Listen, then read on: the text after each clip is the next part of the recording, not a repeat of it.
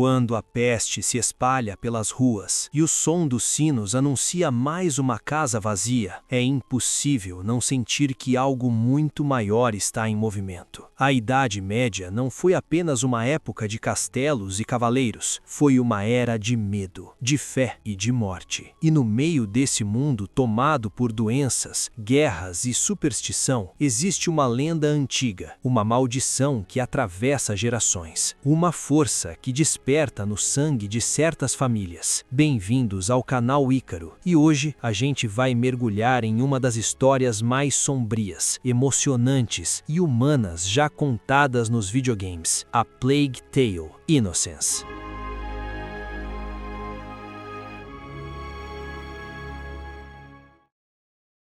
A história se passa na França, no ano de 1348, durante um dos períodos mais sombrios da história da humanidade, a Peste Negra. Cidades inteiras estão sendo dizimadas, vilarejos abandonados, pessoas vivem com medo constante da morte. Onde a doença passa, uma praga de ratos surge, se espalhando como uma maré viva pelas ruas, casas, igrejas e castelos. Mas o que poucos sabem é que essa peste não é apenas uma doença comum, ela está ligada a uma força antiga, uma maldição hereditária que atravessa gerações. É nesse cenário que começa a jornada de duas crianças. Amicia de Rune é uma jovem nobre que vive com seus pais e seu irmão mais novo, Hugo, em um castelo isolado no interior da França. Desde pequena, Amicia foi treinada pelo pai no uso da funda e em técnicas básicas de sobrevivência. Ela aprendeu a caçar, se esconder e se defender. Mas apesar de viver em uma família aparentemente normal, existia um grande mistério dentro de casa. Hugo, seu irmão caçula, vivia trancado em um quarto. Ele era frágil, muito doente. Sua mãe, Beatriz, uma alquimista, cuidava dele constantemente e nunca permitia que ele tivesse contato com o mundo exterior. Amicia quase não tinha convivência com o próprio irmão. Tudo muda quando a Inquisição aparece. Soldados religiosos invadem o castelo dos de Rune sem aviso. Eles matam os empregados, executam os guardas e caçam os pais de Amicia. O objetivo deles é capturar Hugo. Robert de Rune tenta defender sua família, mas é morto diante de Amicia. Beatriz é levada pelos inquisidores. Hugo é capturado. Em meio ao caos,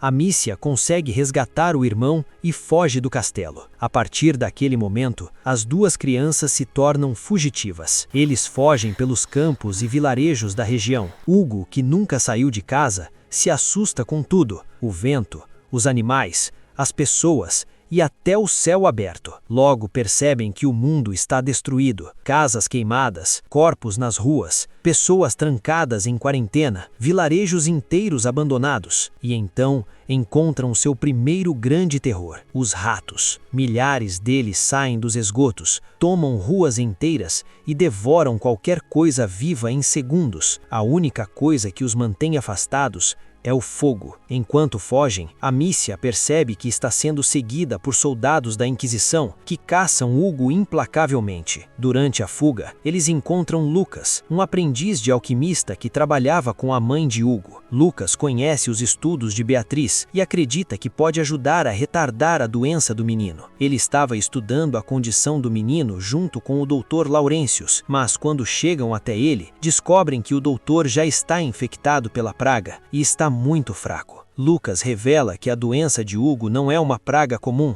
ela faz parte de uma maldição antiga chamada Prima Mácula, que passa pelo sangue de certas famílias há gerações. Ele conta que existe um elixir capaz de retardar a evolução da doença, mas que precisa de ingredientes raros e equipamentos que não estão mais disponíveis. Mesmo com medo da Inquisição, Lucas decide ajudar. Ele sabe que Hugo precisa do elixir para sobreviver. O grupo passa por vilarejos em quarentena, onde pessoas estão trancadas em casas marcadas com símbolos da peste. Guardas impedem qualquer um de sair. Doentes são queimados vivos para impedir a propagação. Eles atravessam áreas dominadas por ratos, usando tochas, fogueiras e alquimia para abrir caminho. Enquanto fogem, Amicia percebe que está sendo seguida por soldados da Inquisição, que caçam Hugo implacavelmente. Durante a jornada, eles encontram dois irmãos chamados Mélie e Arthur, ladrões que vivem roubando suprimentos e se escondendo dos soldados. Arthur acaba sendo capturado pelos inquisidores quando tenta ajudar o grupo a atravessar uma fortaleza. Amicia decide resgatá-lo, mesmo sabendo que o local está cheio de guardas armados. Depois de conseguirem escapar, Mélie percebe que Amicia não abandonaria ninguém para trás e decide continuar com eles. Arthur, ainda ferido, também segue com o grupo. Agora são 5,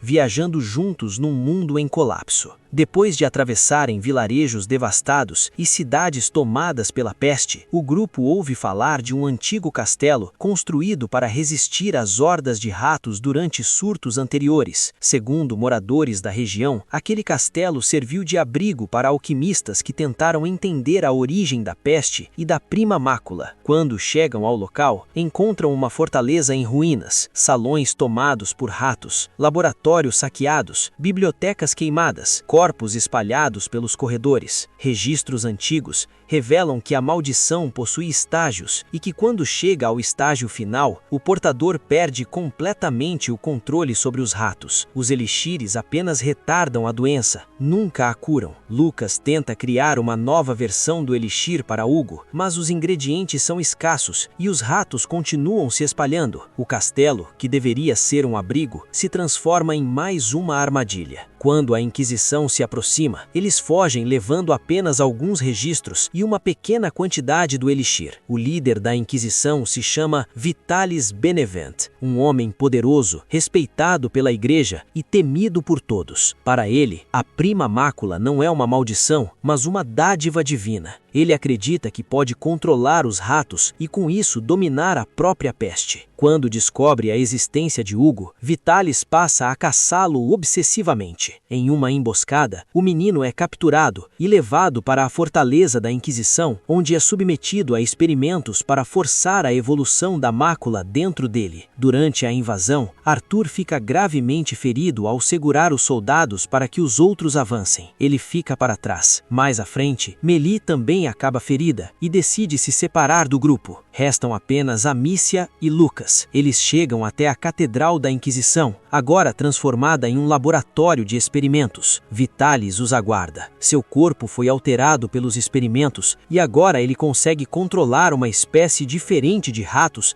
que não temem a luz. A batalha começa. Enquanto Amicia enfrenta Vitalis, Lucas tenta libertar Hugo. Quando a mácula desperta completamente, Hugo para de resistir. Ele aceita o que existe dentro de si e então assume o controle das hordas de ratos normais. A catedral treme, as colunas desabam, o chão se parte. No momento final, Amicia destrói o último refletor que protege Vitalis. Sem a luz, os ratos brancos perdem o controle. Vitalis é engolido pela própria praga que tentou dominar. Hugo é libertado. A catedral entra em colapso. A Inquisição chega ao fim. Do lado de fora, o silêncio substitui o caos. Pouco tempo depois, Beatriz é encontrada com vida. A família finalmente se reencontra. Mas a vitória tem um gosto amargo. Arthur está morto. Mélie seguiu seu próprio caminho. A prima mácula não foi destruída, ela apenas voltou a dormir. Amicia aceita seu novo papel. Ela não é mais apenas uma garota fugindo. Agora, ela é a protetora do irmão. Os dois seguem viagem por um mundo ainda marcado pela peste e pela guerra, mas com a esperança de um futuro diferente. A jornada terminou, mas a história deles ainda não.